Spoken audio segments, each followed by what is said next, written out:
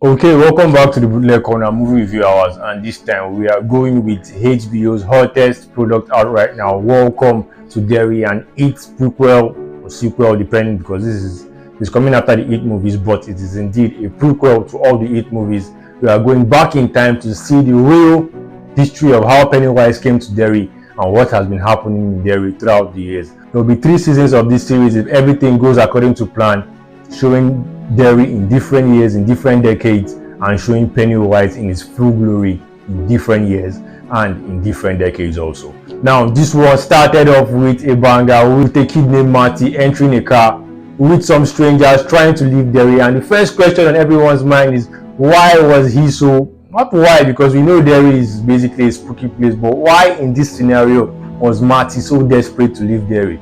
And we will later get the backstory to this, everything, not really everything, but we'll later get some insights as to why he was trying to leave. But I still do not really know. I mean, I'm jumping into this, so there's no time for preambles and all that, but I still don't really know why he was in such a hurry to leave Derry, because there was nothing pointing towards Pennywise's appearance in the stories that they showed off later, because the only thing I think was that he was having some issues with bullies and friendships and all that kind of normal stuff that happens with kids around that age. But Pennywise wasn't really terrifying the town as at that point in time when Marty was trying to leave Derry. So like, barring that, he enters into a car with some strangers and we begin to see some strange, wild and very, very crazy things happening. I don't even know this family, where they are from, why. I mean, I don't even know what is happening basically. We just launched this series and they've taken us on a very, very steep end, a very, very steep cliff, and they've thrown us up. So we know that things that are coming are very, very wild. Now, I wasn't even going to do this because I wanted to do an episode 1 review earlier before this one, but they released episode 2 maybe to mark Halloween 2 days ago, 1 day ago, and here I am. I have to combine both episode 1 and episode 2 into one review. So this is basically a bonanza for you guys and for me also, because doing 2 in 1 might work better for me in this time. Now, another thing we can see in this one is Derry is basically a weird, cold ass town. Like, I don't really know what the issue is. Is it a result of the Cold War? Is it a result of the end of the Second World War? I think this was 1953 or so. Is it a result of the Second World War? Or is this basically just how Derry is? Or is Pennywise influence making the town to be this cold, this, I don't know, this harsh, this, I don't know. There's a feeling around the town that nothing is alright.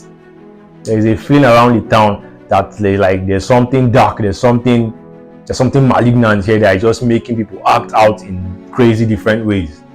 So I do not know, is this a result of the war ending, maybe the post-war depression? Is this a result of the Cold War, the feeling of secrecy and all that stuff? Or is this not how Derry is naturally? Or is this Pennywise, his growing influence is making everybody just basically just be antagonistic towards each other?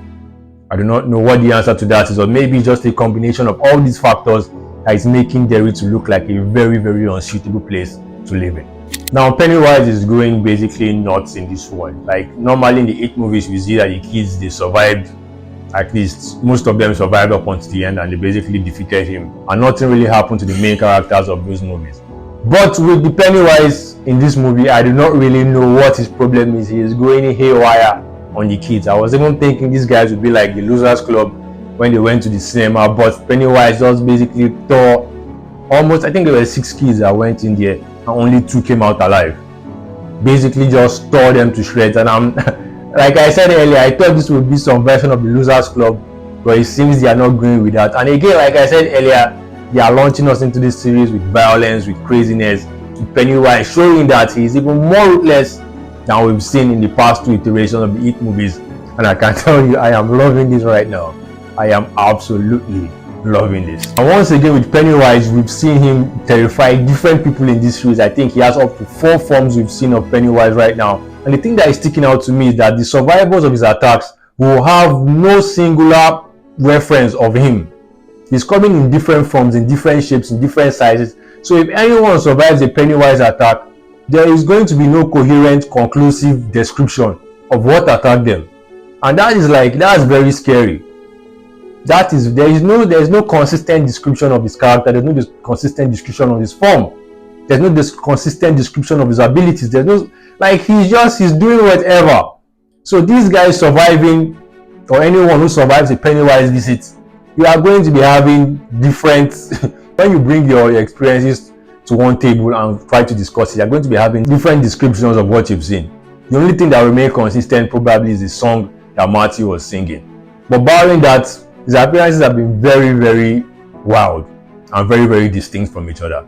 And that's something I noticed, and I hope that you also noticed. Now with the kids, Ronnie Grogan is somehow reminding me of Regina Hall. I don't know if anyone else is seeing that. I think I tweeted out on my Twitter account that she has like the facial similarities, the way they talk, the way they open their eyes in horror and shock. She has that Regina Hall vibe to her, and I think she's a good actor. Though she's a good actor, but that's just something I noticed. She has that Regina Hall likeness and that Regina Hall character vibe to her, and that's just another thing I noticed from this movie. Now with Major Harlan and his family, even if Derry has been a little bit cold, a little bit harsh to them, they are already here and they are going to be here for a long while. And with Major Harlan now, if he thought that his previous work with the army was classified, I wonder what he thinks of his current job description, because now I'm going to find an ancient terror. He doesn't even really know what they are looking for. All he's been told now is they are looking for a weapon that inspires fear in even the wielder or even anyone who comes across it. So basically he's the best man for the job. He doesn't have his amygdala anymore. I think I googled that when after the general said it. Amygdala is something in your head that triggers fear or some other feelings, basically emotional feelings, but basically it triggers your fear receptors and all that stuff. And this Major has lost this. So he's basically the best person to come into contact with Pennywise right now. And the thing is, if he meets Pennywise, will his amygdala really be missing? Or will the horror and the shock of seeing Pennywise activate whatever was gone missing in his head, basically?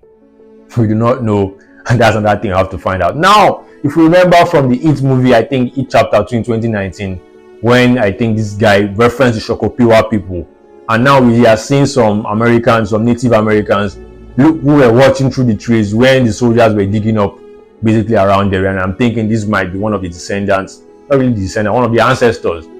Is the ancestor or defender? Because I don't really know what time period this guy was referencing in the It Chapter 2, but these are basically, I think they are one of the Shokopiwa people that were in Derry that were fought Pennywise before. So them looking through the trees and watching and seeing what they are digging about, maybe I think there'll have to be some interlude or some scene showing them.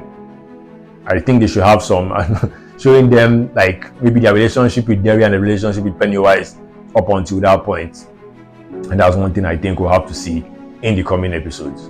Now with Derry, there are multiple layers to it. We don't just have, normally when we think of Derry, we just think of Pennywise, but now with multiple characters, multiple families, Derry itself as a town that is having multiple layers with different characteristics. And now we are seeing an asylum, multiple families.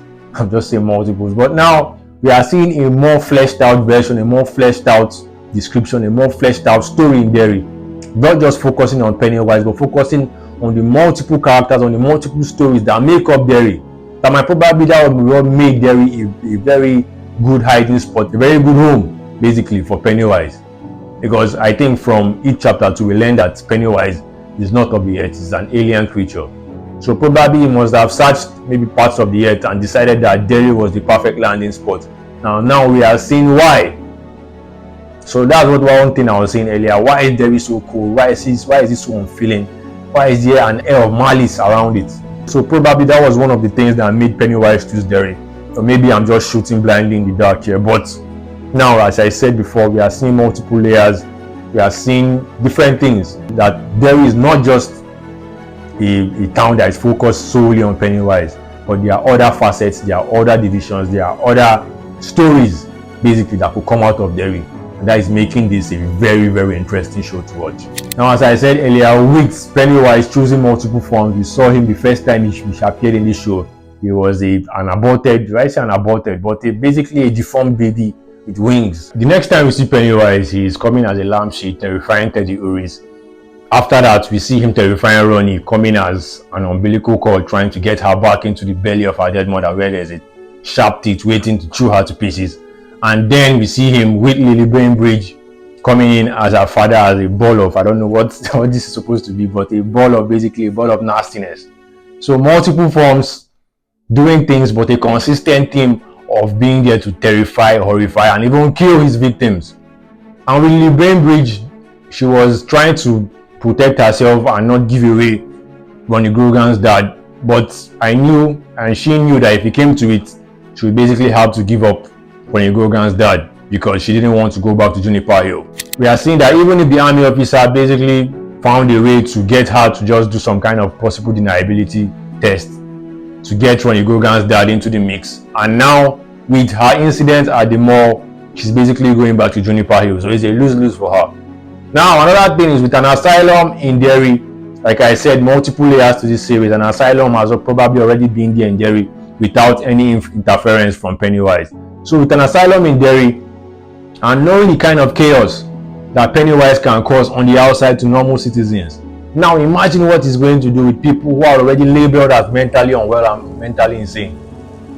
And if he influences or controls someone in there to do something wild and something crazy, they'll write it up as basically a normal thing for them because basically it's happening in an asylum. Now, if anyone reports to seeing anything wild or anything strange in an asylum, it will be taken as normal, and that person who is reporting something that is sounding outlandish will now be taken into even more basically harsh treatments and all that stuff, because we've seen flashbacks of what was happening in Derry.